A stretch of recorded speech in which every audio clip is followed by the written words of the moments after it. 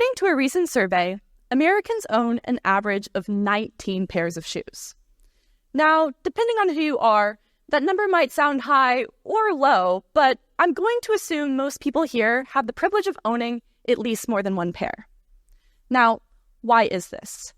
Put simply, life demands different things from us, and we often tailor our shoes to be comfortable and confident in those diverse settings.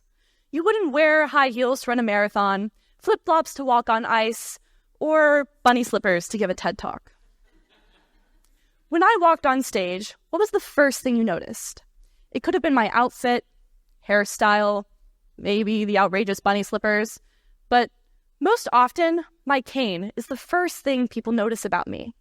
And once strangers see me with a cane, they immediately begin making assumptions. The two most common are, 1, I have a cool injury that I am just dying to tell strangers about, or 2, I have a devastating disability, which would then just be uncomfortable to talk about, so very few people ask. So, why do I use a cane? Well, standing here today is difficult because I'm experiencing pain throughout my body. You cannot see this, but you may have been able to guess due to the mobility aid. Because of this pain, I'm wearing comfortable shoes and using a cane that allows me to participate in this event. However, if I wanted to better match my shoes to the occasion with something like, say, heels, I will also better match my mobility aid to the situation. This is much better. This is me. I think now is time to address the elephant in the room. I have a dynamic physical disability that used to be, and can still be at times, invisible. Before I begin, I just wanted to take a moment and define what these words actually mean. A dynamic disability is a health condition that can fluctuate in severity and change someone's needs and abilities depending on the day or activity, much like someone's shoe choice.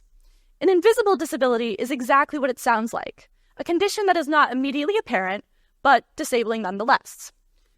When most people envision someone with a disability, they probably picture someone in a wheelchair who has no lower limb movement. However, only 10% of people with disabilities are wheelchair users, and it is estimated that over 1/3 of this population has at least some capacity to walk without one.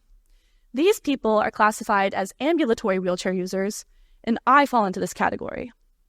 I believe it is time to innovate the way that we think about disabilities so that we can elevate the entire disability community and make the world more accessible for all. But where did my advocacy journey begin? 7 years ago, these topics and statistics were the last thing on my mind. I was playing 3 sports at once, and I was a normal, active teenage girl. Okay, maybe I wasn't athletically gifted, but I was able to give it my best shot.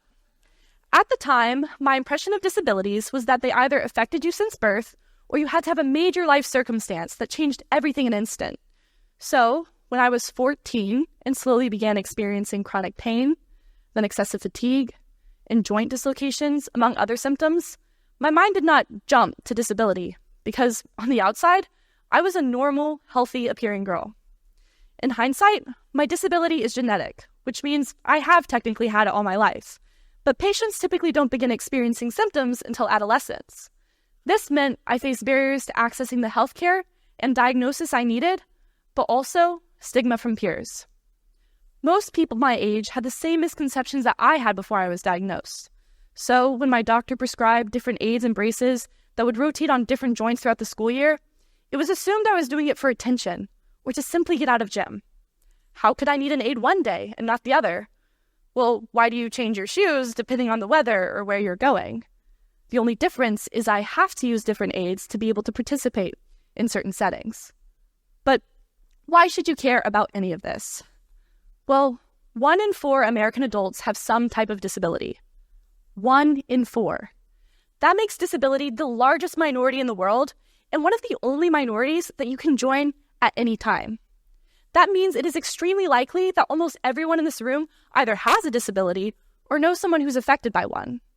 Now, if you're sitting there and thinking, I'm not like that, or I don't know anyone who's like that, I encourage you to remember what I said earlier. Not all disabilities are visible. Would you have been able to guess that I'm disabled if I came on stage without my cane? Probably not. I know this because my disability only became visible when I became a full-time cane user after my first year of college. Now, simply being aware that invisible and dynamic disabilities exist is a huge step to making the world more inclusive, but there are countless other ways that we can innovate our mindset to be more accessible. However, I was told that I only have 10 minutes, so here are 3 good starting points. First, despite its stigmatization, disability is not a bad word. I'm proud of being disabled because it's a part of who I am. It shaped my interests, fueled my passion for research, advocacy, and healthcare, and allowed me to meet amazing people throughout my journey. Disability is an identity, and when people outside of the community view it as a taboo topic that needs to be sugar-coated with phrases like differently abled, handy-capable, or unique abilities, it prevents vital dialogue that could truly improve the lives of people with disabilities. When society believes that an identity that affects 1/4 of the population cannot be talked about directly, it leads to social avoidance and stereotyping that ultimately lead to policies that are not maximally accessible. Just think, change can happen with a simple shift in mindset. I've experienced what it is like to have both a visible and invisible disability, and I've realized the most disabling thing about my condition is not my health at all. When it was invisible, the biggest obstacle was not receiving accommodations or understanding from people who refused to accept my disability status. Now, with my disability being visible, I'm faced with discrimination, as people automatically doubt my independence or my ability to be normal. But most of all, the most disabling aspect throughout this entire 7-year process is that society resists inclusive change.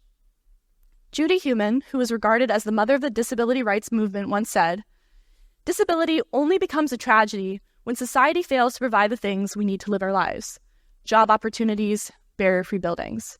It is not a tragedy to me that I'm living in a wheelchair." This brings me to my second point. We must treat the Americans with Disabilities Act as the floor, not the ceiling of expectations set for society to be inclusive. Most people don't know what the ADA covers unless it affects them. Put simply, the overall goal of this document is to prohibit discrimination against people with all types of disabilities in areas such as education, employment, transportation, and more. However, this document simply existing does not automatically mean that our country is accessible. I encourage you to leave today and look at the world through the lens of someone with a disability and begin identifying barriers. Most places are ADA compliant, however, that does not mean that they're equitable, and sometimes it even means that they are inaccessible. Let's take this room, for example. If I needed to have a class in this room and I needed to use my wheelchair, where could I sit? Well, if I wanted to use a desk, I would have no choice but to sit in the very back row. Now, what if I had a disability that also affected my hearing or vision? I've been in rooms exactly like this, where professors specifically ask students to only sit in the first 3 rows. What would I do then? Accommodations are sometimes in place to help make up for these gaps, but this is where the social perception of disability can diminish the ADA's impact. A study found that nearly half of students with disabilities do not register with their institution's disability services office. This choice is linked to feelings of anxiety due to the fear of being turned away, not believed, or being labeled. Not to mention, some accommodations are just difficult to maintain. I have an accommodation where I'm allowed to arrive late to class due to my mobility impairment. However, when my disability was invisible and I was only a few minutes late to class, the professor embarrassed me and called me out in front of the entire lecture hall because they had no way of remembering that I was the specific student who had those accommodations in our large class. This brings me to my third and final point, one that I think perfectly encapsulates this talk. Walk a mile in my shoes.